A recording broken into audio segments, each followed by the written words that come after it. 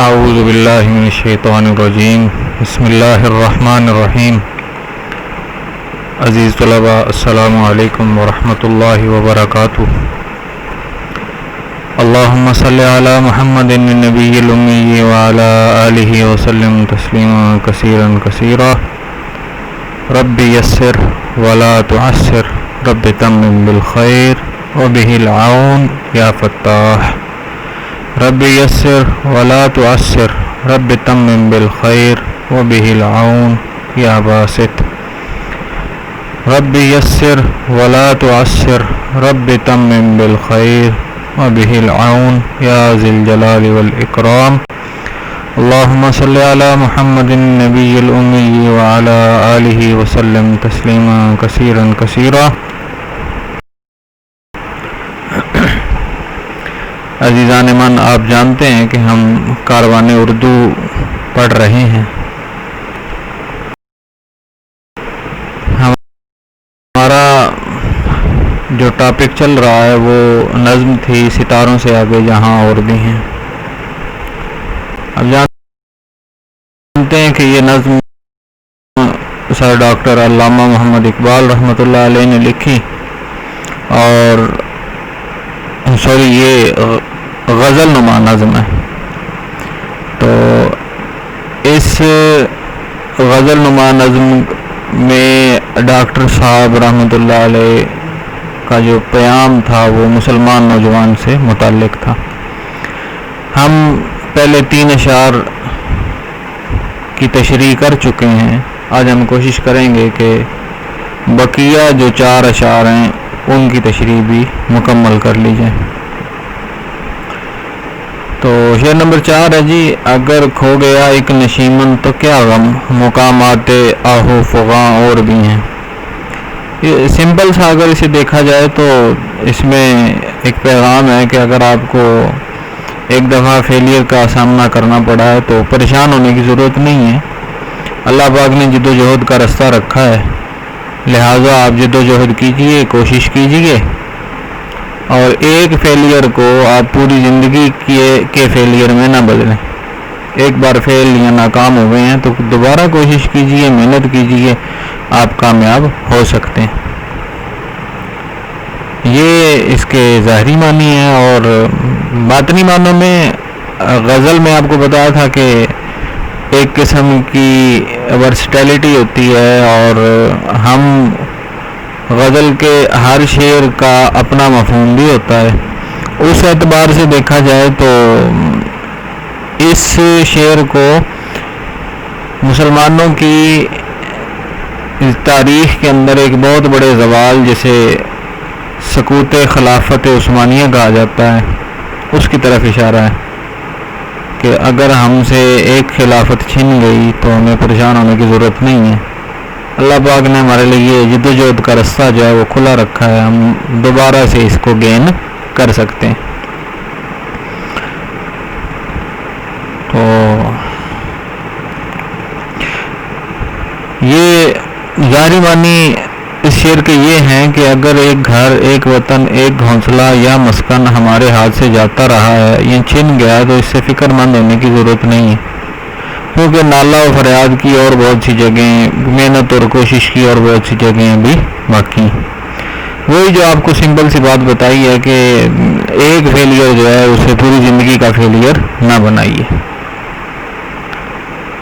ٹھیک ہے جی، کہ اگر ایک گھر، ایک وطن اور ایک گھونسلہ ہمارے ہاتھوں سے نکل گیا ہے تو اس سے پریشان ہونے کی ضرورت نہیں ہے، کیونکہ اللہ پاک نے محنت اور کوشش کے بہت سے میدان بھی بنا رکھے۔ لیکن شاعر نے آہ و فغاں سے یہاں جو مراد لیا ہے وہ لغوی معنی نہیں ہے، رونا پیٹنا نہیں ہے۔ آہ و فغاں کے لغوی معنی ہوتا ہے رونا پیٹنا۔ شاعر یہ کہہ رہا ہے کہ ہماری ہمت اور ہمارے حوصلے کی بلندی کے ابھی بہت سے مواقع آنے باقی ہیں، یعنی ایسا نہیں ہے کہ ایک بار آپ ناکام ہو گئے تو اب ساری زندگی ناکام رہیں گے۔ نہیں، ایسا نہیں ہے۔ آپ اگر ناکام ہو گئے ہیں تو دوبارہ کوشش کیجئے، دوبارہ کوشش کریں گے تو آپ دوبارہ سے اس منزل سے بھی بہتر منزل کو حاصل کر سکتے ہیں۔ وہ منزل جس نے پہلے آپ کو قبول کرنے سے انکار کیا، آپ ناکام ہوئے، آپ اس سے بہتر منزل بھی حاصل کر سکتے ہیں۔ کیسے کر سکتے ہیں؟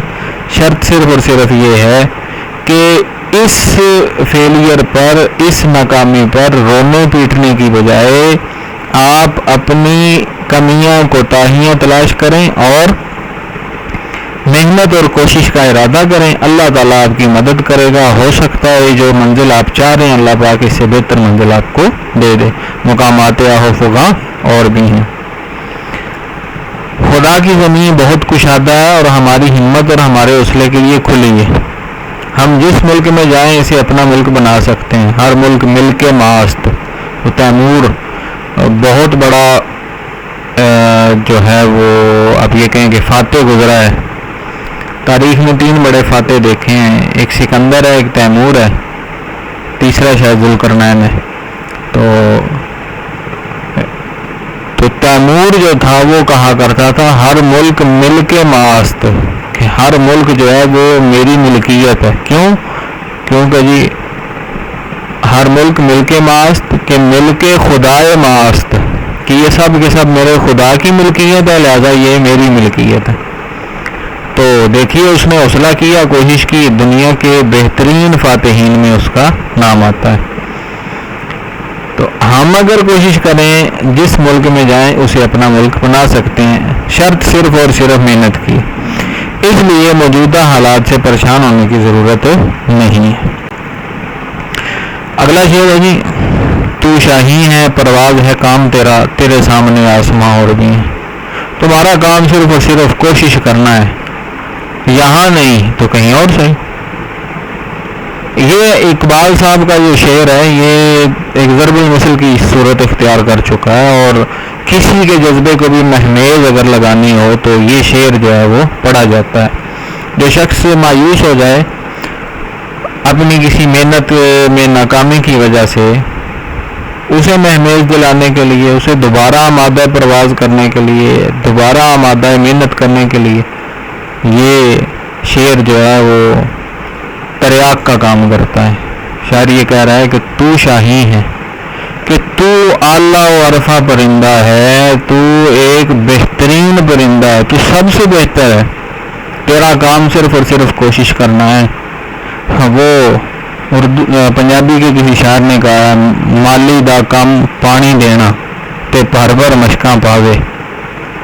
غالباً سلطان باہو رحمۃ اللہ علیہ کا یہ شعر ہے، مالی دا کم پانی دینا تے بھر بھر مشکاں پاوے، مالک دا کم پھل پھول لانا، لاوے تے نہ لاوے۔ تو مالی جو محنت کرنے والا ہے اس کے ذمہ صرف اور صرف یہ ہے کہ وہ محنت کرے، پھل، منزل، مقام اسے میسر ہوگا یا نہیں یہ اللہ کا فیصلہ ہے۔ لہٰذا اگر ہمارا ایک میدان میں ہم کوشش کرتے ہیں اس میں فیلئر آتی ہے تو ایک نیا میدان، ایک نیا آسمان ہمارے سامنے موجود ہے، ایک نیا جہان ہمارے سامنے موجود ہے۔ ہمیں پہلے میں اگر فیلئر کا سامنا کرنا پڑتا ہے تو دوسرے میں ہم جا کے کوشش کر سکتے ہیں۔ دیکھتے ہیں جی اس غزل کا 5واں شعر ضرب المثل کی طرح مشہور ہو گیا ہے۔ شاہین ایک بلند پرواز پرندہ ہے۔ علامہ اقبال نے اسے مرد مومن اور مرد کامل کا استعارہ بنا کر پیش کیا ہے۔ علامہ صاحب کے خیال میں ایک مرد مومن کے اندر شاہین کی سی صفات ہونی چاہیے۔ آپ کو بتایا تھا کہ یہ ایک خیالی پرندہ ہے لیکن اس کی صفات جو ہیں وہ عقاب سے ملتی جلتی ہیں۔ خود علامہ رحمۃ اللہ علیہ نے لکھا ہے کہ شاہین میں 3 صفات پائی جاتی ہیں۔ پہلی صفت کیا جی، وہ بلند پرواز ہوتا ہے، یعنی اس کی پرواز بہت بلند ہوتی ہے، بہت اونچائی پر ہوتی ہے۔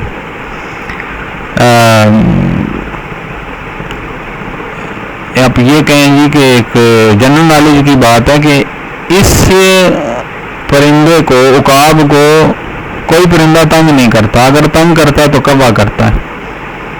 کبا کیا کرتا ہے، اس کی کمر پہ سوار ہو جاتا ہے اور اس کی گردن پہ پھر اپنی چونچ مارتا ہے۔ اب شاہین یا عقاب جو ہے اس کبے کا علاج یہ کرتا ہے کہ وہ اپنی پرواز کو بڑھا دیتا ہے، اونچے سے اونچی جگہ پہ جانا شروع کر دیتا ہے۔ اب اس کے لنگز، اس کے پھیپھڑے جو ہیں وہ طاقتور ہوتے ہیں اور یہ بہت اونچائی پر جا کر بھی بآسانی سروائیو کر سکتا ہے، یعنی بہت کم آکسیجن میں بھی سروائیو کر لیتا ہے، لیکن کبے سے کم آکسیجن میں سروائیو نہیں ہوتا۔ نتیجتاً جب اس کا سانس تنگ پڑتا ہے تو وہ نیچے اتر آتا ہے، اس کی جان چھوڑ دیتا ہے۔ تو اگر حاسدین کی مثال بھی اس کبے جیسی ہے جو شاہین کو، باز کو، عقاب کو تنگ کرنے کی کوشش کر رہے ہیں۔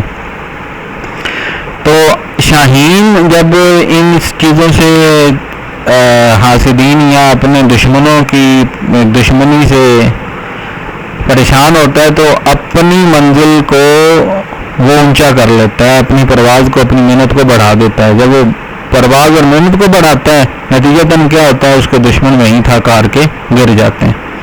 تو آپ بھی آپ بھی اپنی محنت بڑھا دیجئے۔ اگر آپ محنت بڑھا دیں گے تو آپ کے حاسدین، آپ کے دشمن، اپنی موت آپ مر جائیں گے۔ جی علامہ صاحب نے دوسری صفت لکھی ہے کہ یہ اپنا گھر نہیں بناتا، یہ اپنا گھر نہیں بناتا، جہاں رات آئی وہیں گزار لے گا، اسے کوئی ایسا آرام اور سکون کی ضرورت نہیں ہوتی۔ اور تیسری جو سب سے اہم بات ہے وہ یہ کہ کسی کا شکار کیا ہوا شکار نہیں کھاتا، یعنی مردار نہیں کھائے گا، ہمیشہ اپنا شکار کرے گا، ہمیشہ اپنا شکار کرے گا، یعنی اپنی محنت سے اپنے پیٹ کو بھرتا ہے۔ تو یہ تین خوبیاں دیکھی جائیں تو اسلام واقعتاً ہم سے یہ ڈیمانڈ کرتا ہے کہ ہم یہ چاہیں کہ اللہ تعالیٰ ہم سے جو ڈیمانڈ کرتا ہے ہم اس ڈیمانڈ کو پورا کریں، اور ہم اس دنیا میں لیکون الدین کلہ للہ، کہ اللہ کا دین تمام کے تمام ادیان پر غالب آ جائیں۔ تو ہم بلند پرواز ہوں گے، زیادہ محنت کرنے والے ہوں گے تو ہم تمام دنیا پر غالب آئیں گے۔ اور پھر ہمارے لیے کہا گیا کہ مسلمان کے لیے دنیا ایک مسافر خانے جیسی ہے، کہ جہاں ایک مسافر کی طرح مسافر خانے میں جب مسافر آتا ہے، ٹھہرتا ہے، اور ایک رات ڈیڑھ رات کے لیے اسے کوئی خاص ضرورت نہیں ہوتی مال اسباب کی، وہ بس اپنا سفر کے چکر میں نہ تو اسے مکان کی فکر ہوتی ہے نہ ہی ٹھکانے کی، تو وہ کیا کرتا ہے، اپنا اسباب مختصر رکھتا ہے اور مختصر وقت میں قیام کر کے نئی منزل کی طرف چل پڑتا ہے، تو آشیانہ نہیں بناتا، کسی کا مارا ہوا نہیں کھاتا۔ اسلام ہم سے حلال کھانے کی ڈیمانڈ کرتا ہے، حرام سے کسی کے حقوق کو غصب کرنے کی ہمیں اجازت نہیں دیتا۔ تو یہ واقعتاً ایک سچے مسلمان کی صفات بھی ہونی چاہیے۔ تو اقبال صاحب رحمۃ اللہ علیہ جو ہیں وہ شاہین کے حوالے سے شاہین کے حوالے سے بتا رہے ہیں کہ اس کے اندر یہ تین صفات ہوتی ہیں، اور وہ یہ چاہتے ہیں کہ مسلمان نوجوان بھی ان صفات کو اپنے اندر پیدا کریں۔ اچھا جی، اس شعر میں علامہ صاحب نے صرف بلند پروازی کی طرف اشارہ کیا ہے، یعنی تمہاری اصل بلند پروازی ہے، یعنی تم سے جس چیز کی ڈیمانڈ کی جا رہی ہے وہ فقط محنت ہے، اللہ کی راہ میں اللہ کے دین کی خاطر آپ کی جو کوشش ہے وہی اصل ہے۔ اللہ کے دین کے تین بڑے پہلو ہیں، حفاظت ہے، تبلیغ ہے اور اشاعت ہے، اور یہی تین پہلو ہیں جن کو پورا کرنے کے لیے اسلام اس دنیا میں آیا ہے۔ حفاظت اسلام کی، اسلام کے ماننے والوں کی، تبلیغ ہے اسلام کی معلومات کی اور اسلام کے یعنی مسلمانوں کی تعداد میں اضافہ کی، اور اشاعت حفاظت، اور تیسرا ہے حکومت، اسلامی حکومت۔ اور پہلے بات ہوگی کہ لیکون الدین کلہ للہ، تو ہم اس کے لیے کیا کریں گے، کوشش کریں گے۔ مسلمان ہمہ وقت جوہد اور کوشش کر رہا ہوتا ہے، ہمہ وقت مجاہد ہے، اگر اس کی نیت یہ ہو کہ میں اللہ کو راضی کرنا چاہتا ہوں تو پھر اس کا ہر عمل جو ہے وہ اللہ کے ہاں جو ہے جہاد کے قائم مقام ہوگا۔ جہاد جوہد سے نکلا ہے، مانی کوشش ہوتے ہیں۔ تو انسان یا مسلمان کی اصل بات، مسلمان سے اصل جس چیز کی ڈیمانڈ کی جا رہی ہے وہ کیا ہے، بلند پروازی ہے، بہت زیادہ محنت کرنا۔ شاید اسی لیے کہہ رہا ہے کہ تمہیں صرف اس ظاہری یا مادی دنیا کے امراتوں مسائل سے سروکار نہیں رکھنا چاہیے، یعنی صرف روزی روٹی کے چکر میں نہیں پڑنا چاہیے، بلکہ تمہیں کیا کرنا چاہیے، اس روزی روٹی سے اوپر اپنی منازل کو بنانا چاہیے. کھانا اللہ کا وعدہ ہے، رزق جو ہے وہ تمہیں ملے گا، لیکن تمہاری نیت جو ہے وہ رزق نہیں ہونی چاہیے. یعنی آپ پڑھے اس لیے نہیں کہ آپ کو نوکری ملے گی. بھائی نوکری آپ کو ملے گی، آپ اگر پڑھتے ہیں تو نوکری آپ کو ملے گی، آپ کے حصے کا رزق اللہ تعالیٰ آپ تک پہنچائے گا، خواہ کیسے ہی پہنچائے. آپ کے پڑھنے کی، آپ کی کوشش کرنے کی نیت یہ ہونی چاہیے کہ میں اللہ کے رسول صلی اللہ علیہ وسلم کی امت کی خدمت کروں گا، اللہ کے بندوں کی خدمت کروں گا. تو اب آپ کا ہر عمل جو ہے اللہ کے ہاں پسندیدہ ہے. تو شاعر بھی یہاں ڈیمانڈ کر رہا ہے کہ آپ محنت کریں.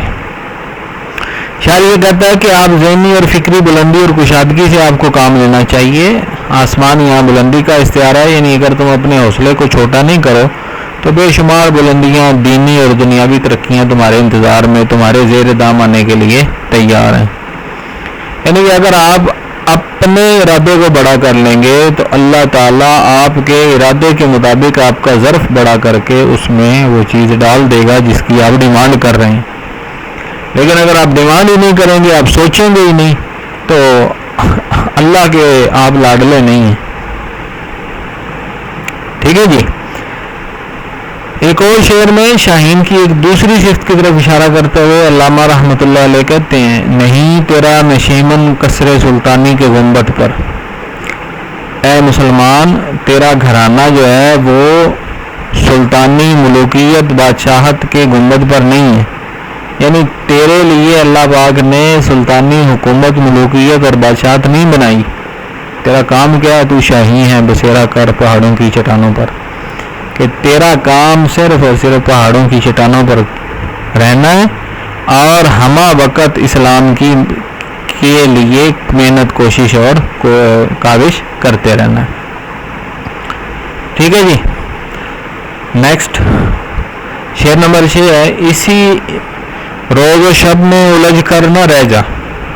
اسی روز و شب میں الجھ کر نہ رہ جا کہ تیرے زمان و مکان اور بھی ہیں. یہ دن اور رات کا جو چکر چل رہا ہے نا، اسی کو سب کچھ نہ سمجھو کہ بس دن ہوا تو جاگے، کھایا پیا، رات ہوئی تو سو گئے اور نتھنگ ایلس. اب اس کے علاوہ کچھ بھی نہیں کر رہے ہیں، کھا پی رہے ہیں، ایک روٹین لائف گزار رہے ہیں، بس کافی ہے جی. نہیں، اسلام کی آپ سے یہ ڈیمانڈ نہیں ہے. اسلام آپ سے کہتا ہے کہ آپ کا زمانہ اور آپ کا مکان اور ہے. آپ کے لیے یہی زمانہ جو چل رہا ہے، یہ وقت جو آپ کو لیے ہوئے رواں دواں ہے، یہ وقت آپ کے لیے نہیں ہے. آپ کے لیے اللہ پاک نے آخرت میں اسباب اور حالات ایسے پیدا کر رکھے ہیں جہاں آپ کو اللہ پاک نوازے گا. تو آپ کو اس کی فکر کرنی ہے، اس دنیا کی فکر نہیں کرنی ہے.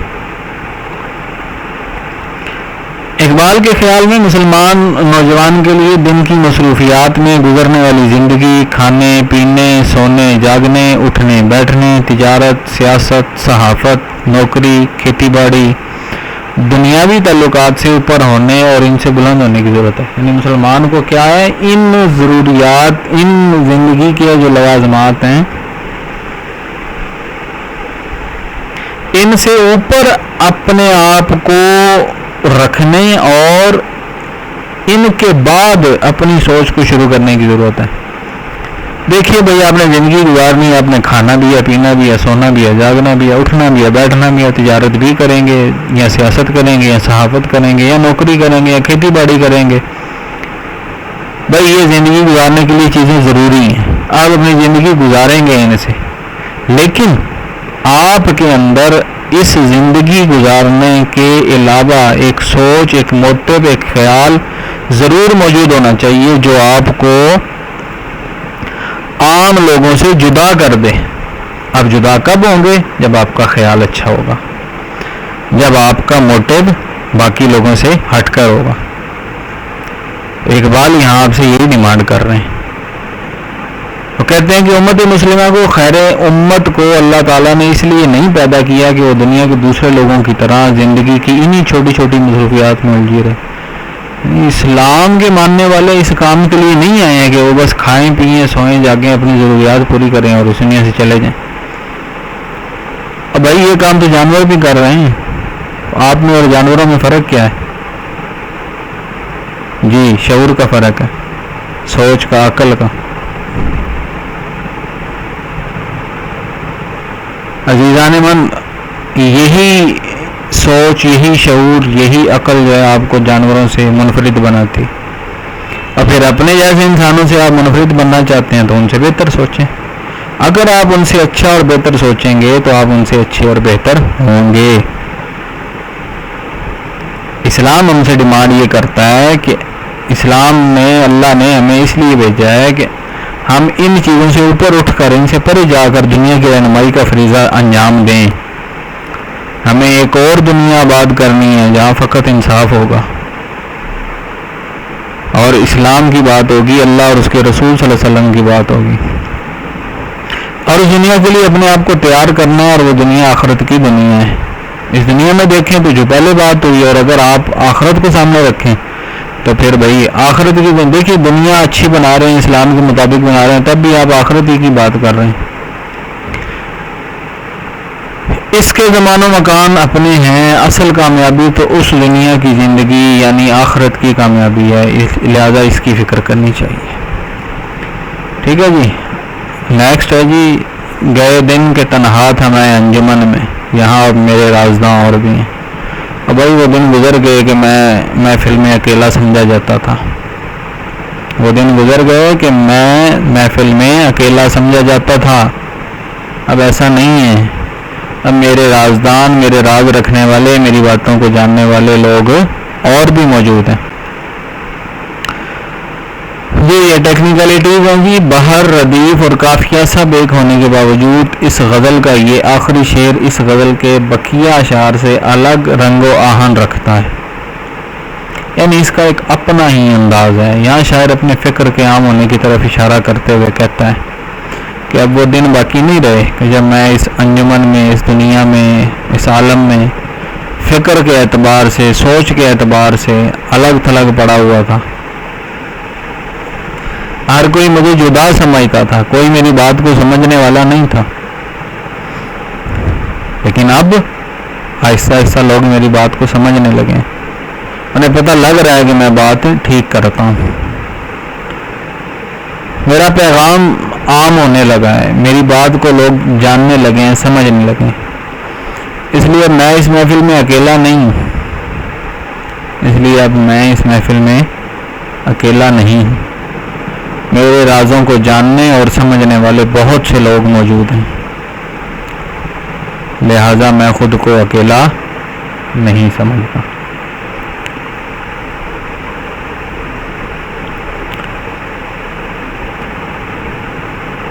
عزیز طلباء، آج کے لیے اتنا ہی۔